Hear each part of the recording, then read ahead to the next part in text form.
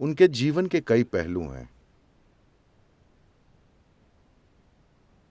पर सबसे महत्वपूर्ण पहलू ये है कि वे एक बुद्ध हैं। ये उनका नाम नहीं है। उनका नाम गौतम सिद्धार्थ है, लेकिन वो एक बुद्ध हैं। बुद्ध का मतलब है वे अपने तार्किक बुद्धि से ऊपर उठ गए हैं। बु का अर्थ है बुद्धि, ध का अर्थ है धाद। बुद्धि यानी तार्किक बुद्धि, धाद यानी जो उससे ऊपर है। जो अपनी तार्किक बुद्धि से ऊपर होता है उसे बुद्ध कहते हैं। One जो अपनी तार्किक बुद्धि में होता है वो इंसान हमेशा दुखी रहता है। कुछ होता है तो दुखी, कुछ नहीं होता तो दुखी, हर तरह से। मतलब अगर वे बुद्धि के नीचे हैं तो हम उन्हें बुद्धू कहते हैं। you're आप missing बात it. नहीं समझे।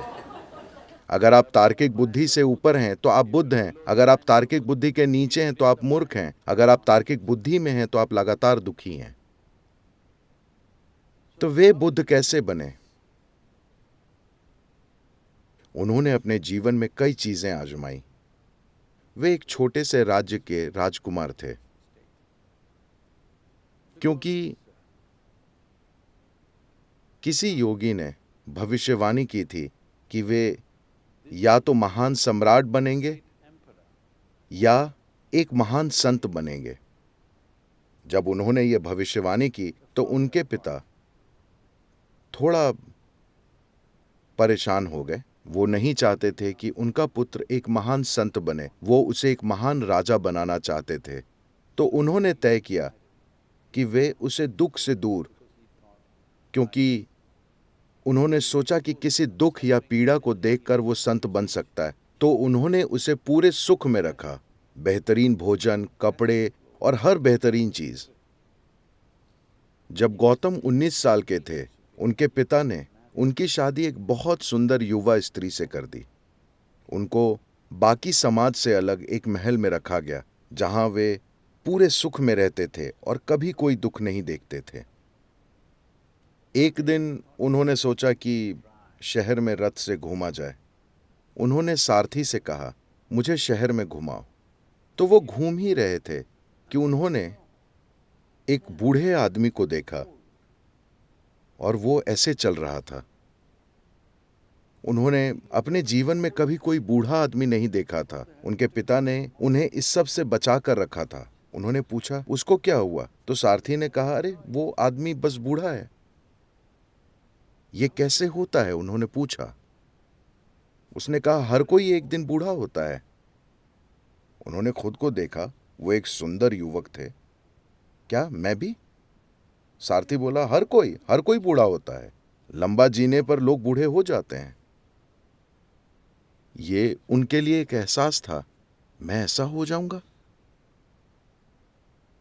तब उन्होंने सड़क पर एक आदमी को लेटे हुए देखा, जिसे कोई बीमारी थी।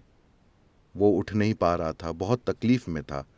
उन्होंने कहा, रुको, इसको क्या हुआ? वो क्या कर रहा है? वो बोला, अरे वो बीमार है। इसका क्या मतलब है? उसने कहा, यह शरीर कभी कभी बीमार हो जाता है।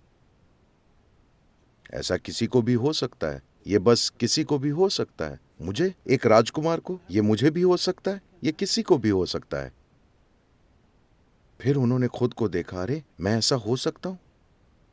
फिर वे आगे बढ़े। गौतम इससे बहुत परेशान थे। तब उन्होंने एक शव यात्रा देखी। लोग एक आदमी का शव लेकर जा रहे थे। इस आदमी को क्या हुआ? अरे वो मर गया। इसका क्या मतलब है? That happens to everybody without exception. ये हर एक को होता है, इससे कोई नहीं बच सकता। तब उन्होंने कहा, मैं क्या कर रहा हूं? बस खाना, सुख भोगना और बेकार की चीजें। मैं अपने साथ क्या कर रहा हूं? And और उनके अंदर संघर्ष और उथल पुथल मच गई। अचानक एक राजकुमार होना, ये सुख भोगना और ये महल वगैरह अचानक उनके लिए बिखर गए। और वे सोचने लगे, इस सब का तुक क्या है? ये शरीर बूढ़ा होगा, ये बीमार पड़ सकता है और ये जरूर मर जाएगा। मैं अपना पूरा जीवन इसमें किस लिए लगा रहा हूं? लेकिन तब तक उनका एक छोटा बच्चा था। उन्होंने अपनी पत्नी और बच्चे को देखा। his child. वे उस प्यारी पत्नी और उस सुंदर छोटे से बच्चे को छोड़ नहीं पाए। वे संघर्ष संघर्ष और संघर्ष करते रहे। By then, तब तक 1.25 साल गुजर गया। जब वो बालक 1.5 साल का था, वे और नहीं रुक पाए। आधी रात को एक चोर की तरह बिना किसी को बताए वो महल से बाहर निकले और हमेशा के लिए चले गए। वे खोजने निकले थे कि मैं इस जीवन के सत्य को जानना चाहता हूं। वो एक मठ से दूसरे मठ में घूमते रहे। ये वो दिन थे जब भारत में कई तरह की पद्धतियां स्थापित थीं। एक समय था जब 1800 से ज्यादा पद्धतियां थीं। मेरा मतलब सिर्फ संस्थाओं से नहीं है। साधना करने के 1800 तरीके, योग के 1800 अलग अलग तरीके, उस किस्म के नहीं जो आप कैलिफोर्निया में देखते हैं। कोई ऐसे कर रहा है, कोई वैसे कर रहा है। ये वाकई जटिल तरीके थे। आज मेडिकल साइंस जैसी होती जा रही है वैसे। 25 साल पहले अगर आपको मेडिकल जांच करानी होती तो आप बस अपने फैमिली डॉक्टर से मिलते थे। आज आपके शरीर के हर हिस्से के लिए डॉक्टर मौजूद हैं। कुछ साल पहले मेरे घुटने में चोट लगी थी क्योंकि मैं फुटबॉल खेल रहा था और मेरे घुटने में कुछ टूट गया और मुझे वहां से जाना था और फिर भाषण देना था। इसी घुटने की चोट की वजह से मैंने गोल्फ अपनाया। किसी ने मुझसे कहा, मुझे एक गोल्फ किट भेंट की और कहा, सदगुरु आप कोई दूसरा खेल खेलने के लिए अब बूढ़े हो गए, तो आप बस गोल्फ खेलिए। तो मैं अटलांटा में कहीं बैठा था, किसी जगह भाषण दे रहा था। तब मुझे दर्द था और मैं हिल भी नहीं पा रहा था। तो फिर आखिर में, मेरा मतलब है कि जब मैं बोल रहा था, एक आदमी ने हाथ उठाया। मुझे लगा कि वो प्रश्न पूछना चाहता है, लेकिन उसने कहा, सदगुरु इसके बाद मैं आपके घुटने की जांच करना चाहता हूँ। मैं घुटने का डॉक्टर हूँ। तो मैंने कहा, अच्छा आप हड्डियों के डॉक्टर हैं? उसने कहा, नहीं नहीं, मैं घुटने का डॉक्टर हूँ। तब मैंने पूछा, दायां घुटना या बायां? आप किसके डॉक्टर हैं? तो विशेषज्ञ बनना बढ़ रहा है। शायद 50 सालों में एक समय आएगा कि अगर आप मेडिकल जांच कराना चाहें तो चेकअप के लिए 100 डॉक्टरों की जरूरत होगी। जब तक आप ये 100 अपॉइंटमेंट ले पाएंगे, तब तक शायद आपको कब्र खोदने वाले की जरूरत होगी। तब ये बेतुका बन जाएगा। आप 3 डॉक्टरों के पास गए, ये तो ठीक है। आप 5 डॉक्टरों के पास गए, ये चलेगा। अगर ये 50-100 डॉक्टर बन जाता है तो ये बेवकूफी होगी, है ना? योग पद्धति के साथ ऐसा ही हुआ। लोग बहुत छोटी छोटी चीजों में विशेषज्ञ बन गए। हर विशेषज्ञता अपने आप में बहुत फैली हुई थी। किसी ने आकर अभी मुझे बताया, दांतों के डॉक्टर यहाँ हैं, ठीक है छोड़ देते हैं। मिसाल के लिए दंत चिकित्सा, बस 32 दांत होते हैं, ठीक है? right. वे 9 साल पढ़ते हैं, 32 दांत और 9 साल की पढ़ाई। इसके बावजूद वे इसके बारे में हर चीज नहीं जानते। सृष्टि की प्रकृति ही ऐसी है। अगर आप एक बार में एक दांत का अध्ययन करें तो आप देखेंगे कि हर दांत में कुछ खास होता है। एक व्यक्ति बस एक दांत के बारे में जानने में पूरा जीवन लगा सकता है। कल्पना कीजिए कि अपने मुंह की जांच के लिए आपको 32 डॉक्टर की जरूरत हो। आप एक त्रासदी बन जाएंगे, है ना? तो जैसे जैसे विशेषज्ञता बढ़ेगी, एक सीमा के बाद ये हास्यास्पद बन जाएगा। यही योग के साथ हुआ। इसने वो सीमा पार कर ली 1800 schools, different specializations of yoga happened. जहां योग की 1800 अलग अलग विशेषज्ञताएं हो गईं। इसी दौरान पतंजलि हुए और उन्होंने हर चीज को योग सूत्रों में बांध दिया ताकि इसका अंतहीन फैलाव कम से कम हो जाए। तो जब गौतम हुए, वो पतंजलि के बाद का समय था। फिर भी कई चीजें मौजूद थीं, तो वो एक पद्धति से दूसरी पद्धति में गए। उन्होंने समाधि के 8 विभिन्न तरीकों का अनुभव पाया।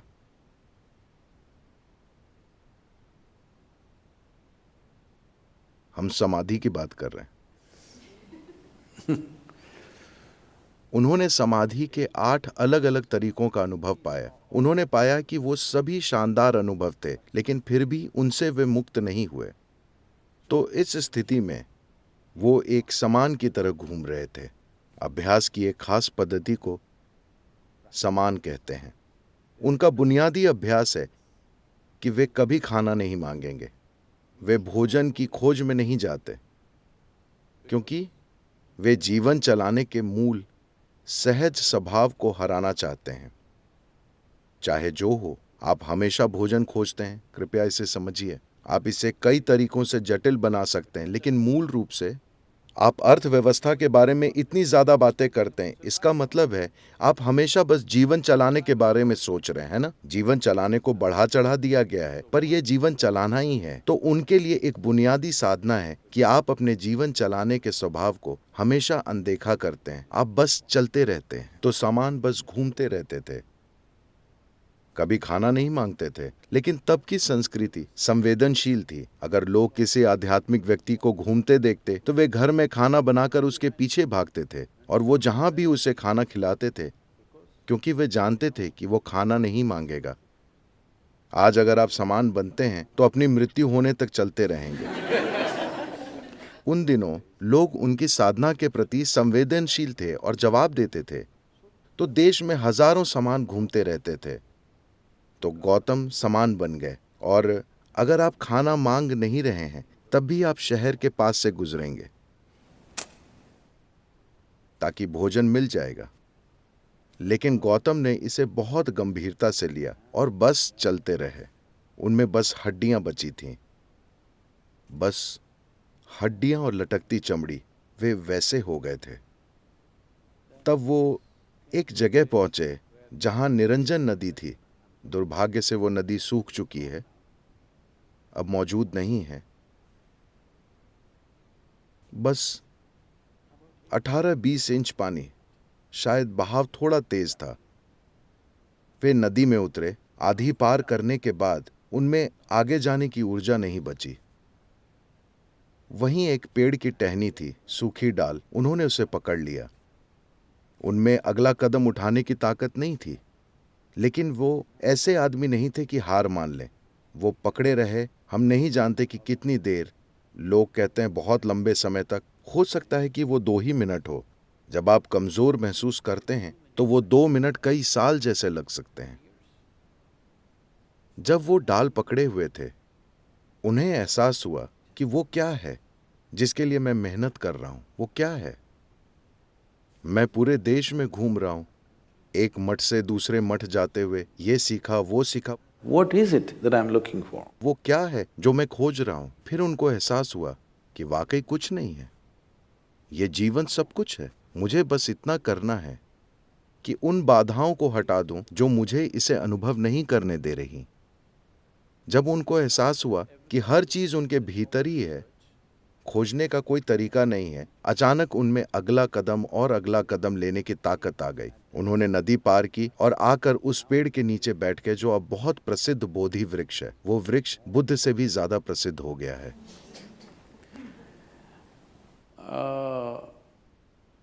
उस पेड़ का एक हिस्सा बचा हुआ है, या उससे उगा अगला पेड़ बोधगया में अब भी मौजूद है। And वे पेड़ के नीचे बैठ गए। वो पूर्णिमा की रात थी जो अब 18 मई को आ रही है। वे वहां बैठे और इस संकल्प के साथ बैठे, अपने अस्तित्व की परम प्रकृति को या तो मुझे अभी जान लेना है या मैं बैठा बैठा मर जाऊंगा। जब तक मैं इसे जान नहीं जाता, मैं अपनी आंखें नहीं खोलूंगा। जब उन्होंने ये संकल्प ले लिया, क्योंकि एक ही समस्या है कि कोई संकल्प नहीं है। हर 2 मिनट में आपके इरादे बदल रहे हैं। अगर आप पूरी निष्ठा से लगे हैं तो ये जानने के लिए कि भीतर क्या है, कितना समय लगना चाहिए? it should happen in a moment, isn't it? इसे एक पल में हो जाना चाहिए, है ना? क्योंकि तय करने के लिए कोई दूरी ही नहीं है। समय सिर्फ तब लगता है जब कुछ दूरी की यात्रा करनी हो, है ना? अगर यात्रा के लिए कोई दूरी ही नहीं है, अगर मैं पूछूं कि आपको यहां बैठने में कितना वक्त लगेगा, आप यहां पहले से ही बैठे हैं।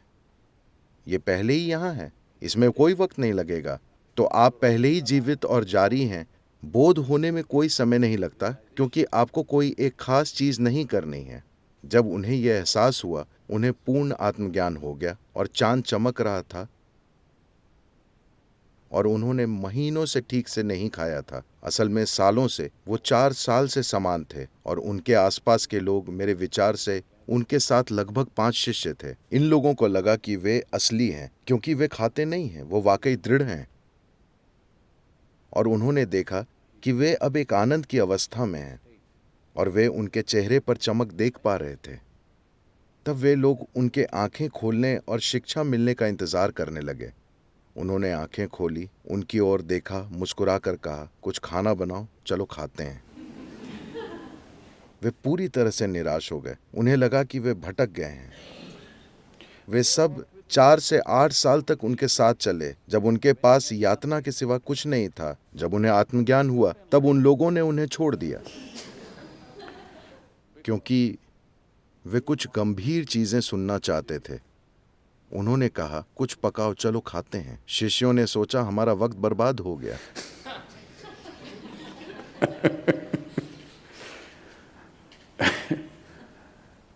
उनके जीवन में कई सुंदर घटनाएं हुई हैं। बुद्ध होने के बाद एक दिन वे नदी के किनारे टहल रहे थे और फिर जाकर एक पेड़ के नीचे बैठ गए। इसलिए नहीं कि नीचे बैठने के लिए पेड़ सबसे अच्छी जगह है। आप जानते हैं, चींटियां काट सकती हैं, क्योंकि उन दिनों की सिर्फ वही रियल एस्टेट होती थी। तब हर जगह इमारतें ही इमारतें नहीं होती थीं। तो बैठने के लिए पेड़ एक अच्छी सुखद जगह होती थी। कड़ी धूप में बैठने के बजाय आप पेड़ के नीचे बैठते थे। अपने काम में माहिर एक ज्योतिष नदी पर आया और किनारे पर पैरों के निशान देखे। भारत में किसी भी व्यक्ति के लिए नहाने का हमेशा मतलब होता था नदी पर जाना। वो नदियां सूख रही हैं, मैं बाद में बताऊंगा। नहाने का मतलब हमेशा नदी। तो वो नहाने के लिए नदी पर आए और पैरों के निशान देखे। एक विज्ञान है या ध्यान देने का तरीका है, जिससे किसी के पैर देखकर कोई ये सटीक भविष्यवाणी करता है कि वो क्या करेगा। तो उसे पदचिन्ह दिखे और वो समझ गया कि ये एक सम्राट के पदचिन्ह हैं। ऐसे व्यक्ति को दुनिया पर राज करना चाहिए। फिर उसे हैरानी हुई कि एक जंगल के पास सुनसान जगह पर कोई ऐसा इंसान क्यों होगा। फिर वो पदचिन्हों के पीछे गया, ये सोचकर कि वो एक सम्राट से मिलेगा। तब उसने इस भिक्षु गौतम को पेड़ के नीचे बैठे देखा। जब उसने ये देखा तो सोचा कि या तो मेरा ज्योतिष पूरा गलत हो गया है, या मैं मूर्ख बन रहा हूं, या मैं किसी तरह के भ्रम में हूं। यहां क्या हो रहा है? तब उसने गौतम के पास जाकर पूछा, आप कौन हैं? Gautama was गौतम तब एक तरह की जसजीत जैसी अवस्था में थे। उन्होंने कहा, मैं कोई नहीं हूं, मैं बस कुछ नहीं हूं, लेकिन आपके पैर किसी सम्राट की तरह हैं। आपको दुनिया जीतनी चाहिए।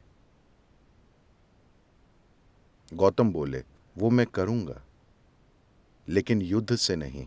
देखिए, आप दुनिया को 2 तरह से अपना बना सकते हैं, either by conquest or by inclusion.